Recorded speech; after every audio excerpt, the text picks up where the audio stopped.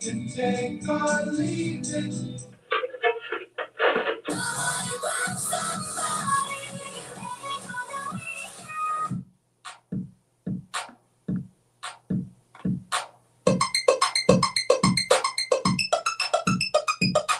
You could accept the fact that the city is headed for a disaster of biblical proportion.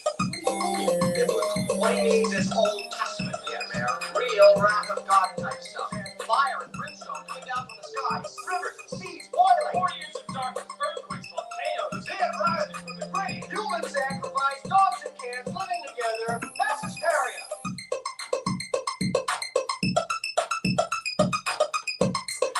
Hi, I'm John Reed, and I'm the Republican nominee for Lieutenant Governor of the state of Virginia.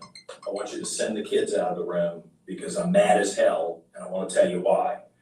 2 weeks ago, I got a late night phone call from a local religious activist and two people I've known for several years who said that there were photos that would destroy my life and I would never work in all of America again. And that it's in my best interest to drop out of the race for Lieutenant Governor. I asked for evidence, and the next day I was shown 3 pictures of me at a drag show in downtown Richmond. As I've said over and over on the radio and in my speeches, drag is not for kids, but really who cares what adults watch or what they do in an of-age restaurant or bar or club. That extortion and smear attempt was ridiculous, and I refused to back down, and I decided not to tell the press or the general public about it. Then Monday, my opponent dropped out after his debilitating heart issue, and suddenly the threats and public attacks began again. Demands that I drop out because supposedly Christian voters would never support me, and it was inevitable that I would destroy the ticket and destroy Virginia. I told everyone who called that I did not accept that analysis and would not decline the nomination that I've worked for so many months to secure. It's been nonstop harassment and vulgar threats, calling my life an abomination, saying I'm a vile degenerate, and attacking and insulting my partner of 8 years and attacking my family. I've been attacked online and harassed in person on and off for 30 years. By the radicals in my own party simply for being gay, and by angry leftists who call me a traitor. What's happened today was my worst fear, a total fabricated internet lie, so basic that a middle schooler could have constructed it. It's predictable, but what I didn't expect was the governor I have always supported to call and demand my resignation without even showing me the supposed evidence or offering me a chance to respond. I did not accept that, and I deeply resent it. I demanded to see the evidence, and someone created a social media account with my Instagram name, a name which I've had for years, but this fake account reposted nude pictures of other people, models and porn models. Now, I can tell you that's not my account, and anyone on the internet can open accounts with the same or similar names as other people. I used to tell my clients that they could weather almost anything, as long as they didn't break the law, they didn't lie, and they weren't hypocrites. So to that end, I'll repeat what everyone knows already. I've been openly gay for 30 plus years. I've not broken the law. I've told the truth about who I am for years, and I'll do it again now. I was on again, off again, single and dating for many years before I met my partner over 8 years ago. Am I really expected to answer every twisted, intrusive question about my previous relationships, every person I ever had sex with, every dating app I was ever on? Must I share my gay Tinder profile, every profile picture on the internet, the 78,000 photos on Facebook, every late night text? Is anyone at the Richmond State Capitol or in DC planning on doing the same? It's not my place to judge others, so I won't. But I haven't publicly performed or publicly posted anything pornographic. Have I seen porn? Yes. Have I had one night stands? Yes. Are my exes all still in love with me? No. What more can I possibly tell you? And why am I the candidate who has to answer these questions on this topic? Let's be honest. It's because I'm openly gay and I have never bowed down to the establishment, and I will not. Last year, somebody posted a vile poster of me hundreds of times on Facebook. And that's it. That's it. I mean, over and over and over again, I have sat there and I have said that I have never trusted Glenn Youngkin. I knew that he was a snake from the very beginning. He is a snake and he only looks out for himself. All this talk about, oh, let's make Virginia great. No, you know what? The only thing he wants to make great is himself, which is the reason why all he does is try to find any opportunity that he can to get on Fox News. Now, here's what's really bad about this, is that John ended up creating a nonprofit, and the people within the nonprofit who helped him create this nonprofit were the ones that went to Youngkin and told him to get him out. So talk about being stabbed in the back by the people who you thought looked out for you. Now back to Youngkin. Can I just say something? That he will never be president. Now, he'll probably try to go and become a senator or something so he can keep his own money laundering operations intact. But I'm going to just tell you one thing that did happen a while back. Do you remember years ago when it was, I believe, President Trump, when he made a comment about Glenn Youngkin, and he said, Youngkin? That sounds kind of Chinese, doesn't it? Well, it was at that moment that President Trump checked Glenn Youngkin, checked him hard, because he knew of the business dealings that Glenn Youngkin had in China, or has in China. You got to remember one thing here. These people like Glenn Youngkin, they have no friends. All they have is acquaintances and business partners. That's what they have. And you know what? The whole time, since Glenn Youngkin came and became the governor, I have not trusted him one bit. Because I said he was a snake, I said he was a corporate snake, and I said he does not care about you. In fact, he doesn't care about any of Virginia. You say, oh, well, how can you say that, Sam? Because you know what? He allowed his state legislature to turn blue so it could create a stalemate, that then what happens is that then there's going to be a blue wave in the fall, and then what happens then? Oh, that's right. Virginia becomes California. That's what happens. Probably the most ridiculous thing that this does is that when Glenn Youngkin comes out and sits there and calls for John to drop out of the race, what happens then is he then ices Winsome Sears, the person who's running for governor, and he also ices, the Attorney General Miyares. So both of them now are iced, meaning that they can't say anything unless they come out and they sit there and try to align with Glenn Youngkin, which is what he tried to do. Don't get it twisted. Don't make any mistake about it. That's exactly what he did.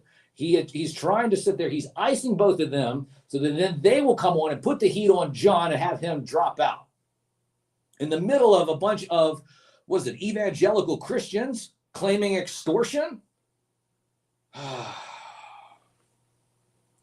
You know what? This is really what it all boils down to, is the fact that Glenn Youngkin has trashed this entire Commonwealth because he was so concerned about wanting to be president and this whole, chummy, I'm everybody's guy and I like everybody. No, you're not. You're just a corporate snake. You're a corporate snake, and we know it. And you will bow down to whatever type. You know what? You know where he comes from? He comes from this whole corporate HR culture, right? So when that corporate AI culture is like, well, if something goes wrong, oh my gosh, you know what? Let them go. People are expendable. People are expendable. And that's just the truth. So when you have these people like Glenn Youngkin, who for 4 years has sat there and pulled the wool over all of everyone in Virginia's eyes, thinking that he was some kind of nice guy, was the first person to go right up to John and stab him in the back. Almost makes you want to just vote for Spamberger just on principle at this point, right? Good grief. I mean, who do you trust? Who do you trust? Because you can't trust them. And now what has happened? Now what's going to happen? I'm telling you what's going to happen is that now we're going to end up having Spamberger is going to win. Stoney is going to probably win now. He is going to win. He is going to win. And I don't know about Miyares. Who knows about him? But I believe that what you just saw with Youngkin telling Reed to get out of the race was the fraction within the Republican Party that I've always said has been there. And that is there's a business interest, and that business interest trumps, no pun intended, that business interest trumps anything else. So here also now comes the part where now that this has happened, the money flow and any type of money or fundraising or anything from the GOP is going to dry up for John, which then does what? Well, it allows Stoney, the former mayor of Virginia, to sit there and stand on his pile of rubble of Confederate soldiers and say, hey, that's what I did. I tore down the statues, vote for me. Now, I'm not sitting there saying, no, this had nothing to do with the Democrats. Nothing to do with the Democrats. Nothing. To sit there and say, oh, well, it's a Democrat. No, you know what this is? This is an inside GOP hit job, is what it is. An inside GOP hit job, 1,000%. And you can sit there and say that I'm wrong about that, but that is the truth. That is the truth. I've been doing this since Roswell, for goodness sake. So you think that all of a sudden there's just this some squabble between some governors and candidates and all this stuff that I haven't seen this before? I see this stuff all the time. What do I tell you what did I tell you at the top of the hour? Today's show, this segment, this hour of the broadcast brought to you what? By BS. BS, because that's what comes out of politicians and the media's mouth. This whole time, John was sitting there thinking that Governor Youngkin was his friend. Governor Youngkin, but no, he sits there and at the moment's notice, telling him to drop out. Drop out. You know what? How about you drop out, Youngkin? Because you know what you've dropped since you've gotten here, and that is the quality of living in the state of Virginia. How about that? And I'm sure nobody else is going to sit there and say that because you have people on the radio that are like, let's just bring everybody together. You know, I don't want to bring anybody together. I'll bring you in here so I can sit there and call you out. That's what should be done. And so I want to say tip of the cap to old Uncle John for staying in the race, for putting his foot down, even though we have this article in the Richmond Times-Dispatch. Youngkin asked Reed to exit the race. This is the front page of the Richmond Times-Dispatch. Now remember, this is the Richmond Times-Dispatch that has awarded me as one of the top 3 radio show hosts in the last 3 years. In fact, John was number 1. John was a media guy. John has over 78,000 photos on the internet that he posts. And he comes from a family where his dad was a state representative. So he's not going to do anything that would risk his potential to be or run for office. He's been growing up doing this his whole life. And he has the wisdom to sit there and not do things and get himself into situations. He was a communications director, for goodness sake. Communications director for Senator George Allen. He was also, what else did he do? He was over in a company in Dubai doing, media relations and all kinds of stuff. I was talking to old Uncle Jeff the other day. He said, you know what? The math is not mathing. And I think that's really what this all boils down to, is the math isn't mathing, and it's just nothing more than an inside hit job, which is very, very disappointing. Specifically when you create your own nonprofit and the people that you create your own nonprofit with are the people that stab you in the back. How about that? Yeah. It's absolutely disgusting. It's extortion. It's complete extortion. You know, hey, look, we got some pictures that you went to a drag show. Who cares if you went to a drag show? Hell, I'd go to a drag show. You know, they love me at a drag show. But you know what I don't want happening? I don't want drag queens reading in front of children. And that's, you know what? So the drag queens can have their place, and I can go throw dollar bills at them, and that's fine. But no one's sitting there wanting them to just read to children in libraries. What adults do on adults' time is adult business. And anybody that sits there and says, oh, well, now you know what we're going to do? We're going to go look at your social media and all the pictures that you posted and, track down your ISPs and see every website that you've ever been to and every person you've ever talked to. Meanwhile, the people in D.C. who were on Epstein Island still haven't been held accountable for a damn thing. And you know that to be the case. Many of them in Congress, many of them all over. Is anybody going to sit there and say anything to them? No. You know why? Because Ghislaine Maxwell is still in prison for sex trafficking underage people to absolutely nobody. Absolutely ridiculous. And this is what we have to deal with. It's just getting started, ladies and gentlemen. It is just getting started. Now, you heard it here first. It's going to be a blue wave. What happened yesterday was the wedge that went into the Republican Party that was needed for the blue wave to happen, and it was put on and spurred on by Youngkin himself. So if the Republicans lose, it is all on Youngkin's fault for showing his true colors and the snake that he is, and that at any given opportunity, he's going to stab you in the back so he can continue his quest of a wannabe president. What a chump. What a chump. Listen, I'm not here to make friends. I'm not here to make friends. No. I'm here to tell you the truth. Been doing it since Roswell. Been winning awards here in Richmond the last couple of years. So take it from me. Take it from me. That this was it. The die is cast, ladies and gentlemen, and the blue wave will commence this November. And that's just the truth. That is the truth. At Sam Newsman all over social media. We do have people joining in. I have a lot of fire emojis coming in here hot. Sergeant Schultz. People say, give him back, Sam. Calix, Ash Bailey, Prophet. Who else do we have? Cato says, thank you, Cato. Youngkin is an absolute crook. He is a crook. He worked for, what is it, the Carlisle Group? Youngkin is as dirty as they come, and President Trump checked him a couple of years ago, and it was ever since then when he did check him with that Youngkin sounds Chinese. When he checked him with that elbow, I tell you what.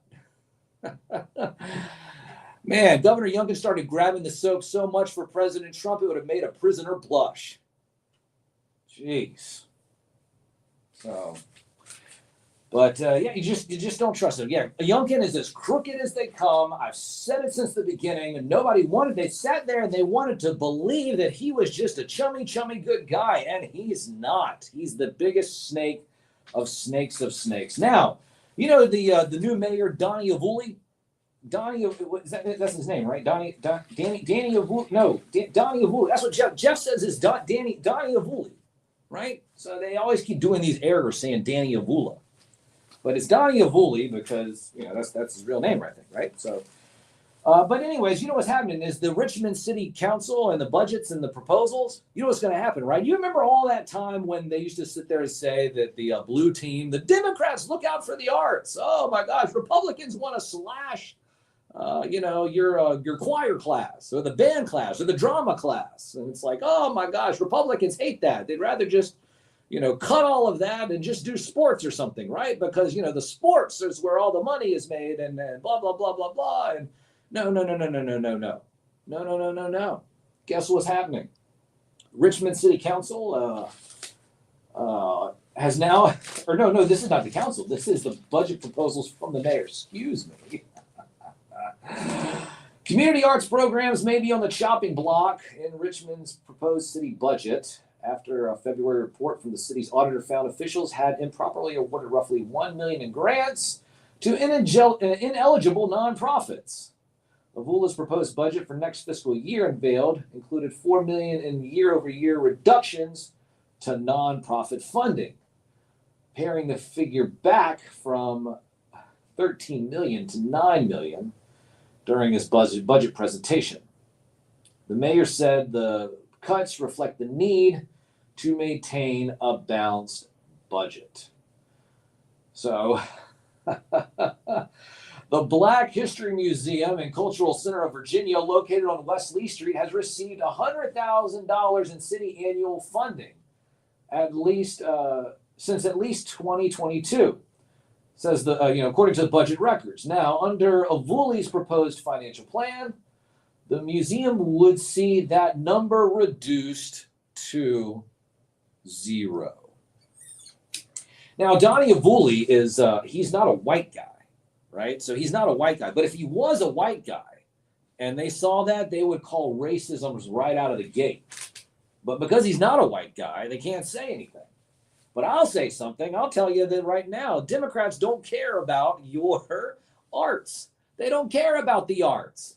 Listen, they don't want to fund the arts. People want to sit there and say that they care about NPR and that they care about PBS and all this other garbage. No, we have it right here. The Richmond budget wants to actively get rid of arts programs, starting with the Black History Museum. No, that's the truth. That is the truth. You can't say that it's not. So the question is that who loves the arts? Is it Republicans? Probably not. I mean, they probably don't care either.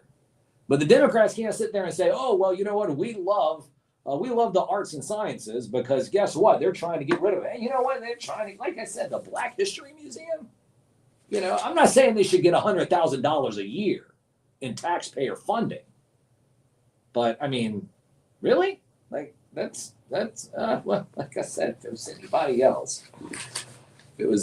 else, it would be there'd be hell to pay, especially if you were white. If you were white, good grief, you wouldn't even be in there because that's just you can't connect with anybody.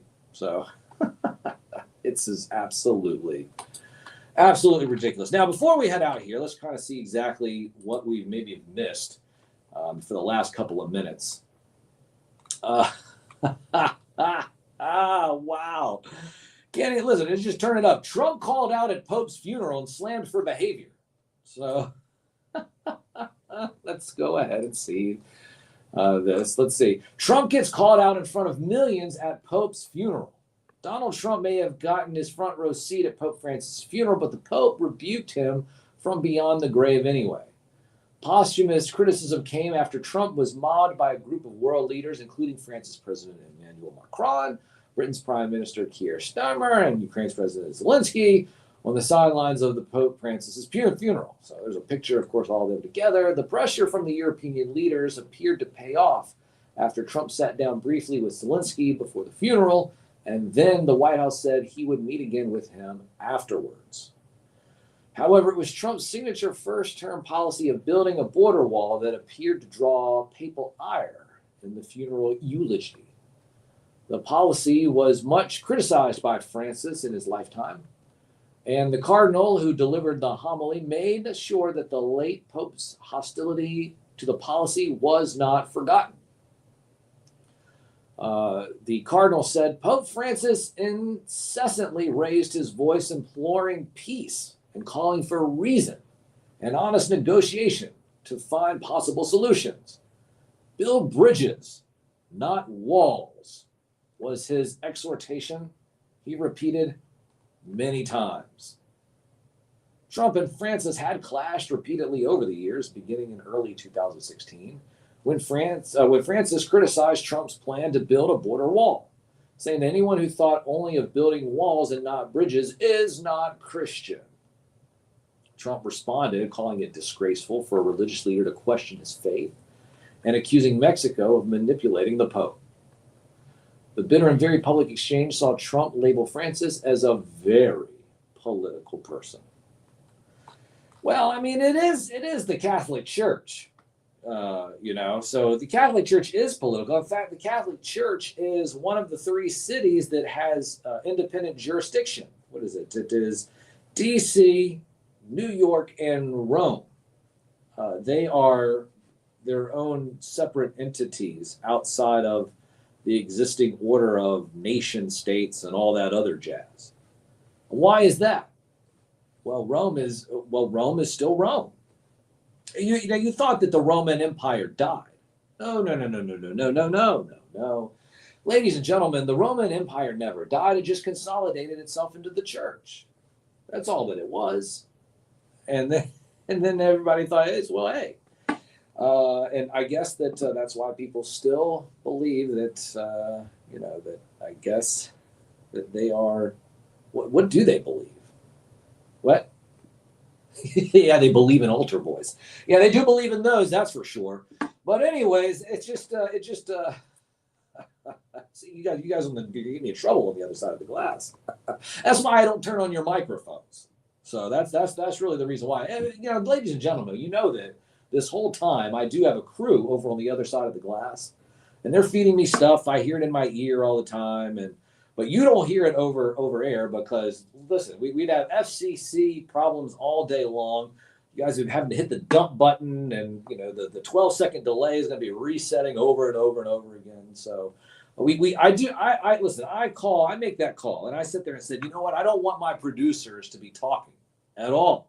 I mean, because let's just face it, nothing is worse than hearing a producer start getting on the microphone because they're always just like, well, what about this, Mr. Host, and what about that, Mr. Host, and oh my gosh, this is what I have to say, Mr. Host. And you just don't really want to hear all that. You don't want to hear that. It just it takes things off the rails. And things go off the rails, and it's just we don't want that to happen. We don't want that to happen. Oh, listen to this. Virginia Giuffre. Yeah, you remember her, right? She was the Epstein victim. The Epstein victim that she came out publicly and said that she would never suicide herself. Yeah, you remember that, right? Well, she died by suicide. Yep. No, seriously. Yeah. So she was one of the people on Epstein's island who was being trafficked and abused. And she was probably one of the highest profile victim that was out there. And she made a statement a while back that she was not suicidal. She would never be suicidal. And a few months ago, she got hit by a car, I believe. And she got run over by a car or a bus or something. And people thought she wasn't going to make it then. And they said, oh my gosh, well, that's not going to happen. I mean, that's terrible. It's terrible. She's going to die that way. But eventually what happened is that she stopped. I guess, was she getting better? I don't know. I just remember she got hit by a bus. And then all of a sudden it was like, well, she's going to die of that, but she didn't die. But now she's dead because of suicide, which she said that she would never do. Right. Yeah. Oh, yeah, and Epstein killed himself. Yeah, he did that too. That's on record, right? Yeah, Epstein killed himself. Right. Yeah. Who was the guy? I forgot his name now. The Clinton guy that he shot himself in the head 2 times. I forgot what his name was. Oh man, that's terrible. The Clinton associate. Oh, what's his name? Oh, I just forgot. Oh well, it's terrible that I forgot. It was a terrible situation. He suicided himself too with 2 gunshot wounds to the back of the head. Nothing's more tragic than taking your life that way, because that's just such an easy thing to do. What? Right? No, of course. No, he didn't. No, he didn't kill himself. 2 gunshot wounds in the back of the head. Epstein didn't kill himself. All of a sudden, the cameras go dark and people are not around and blah, blah, blah, blah, blah. Oh, my gosh. What can you do? What can you do? Well, it is 11:40. Tip of the cap. Here on the 26th day of April in the year 2025. Oh, through political correctness, we can't see life as it may be. That world hidden from you and me.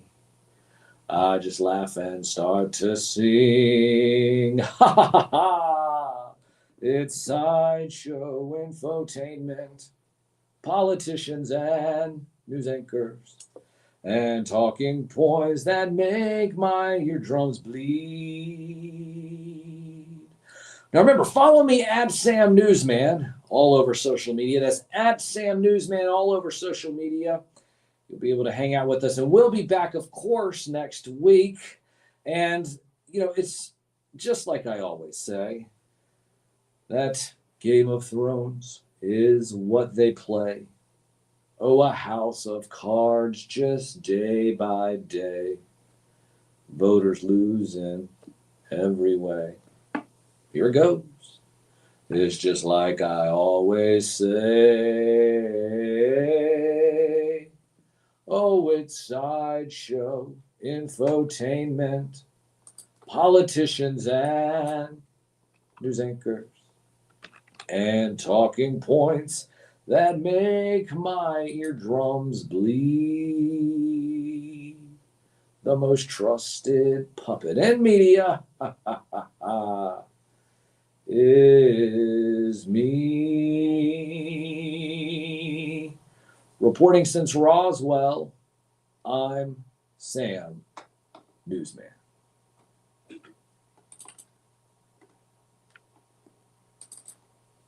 I'll tell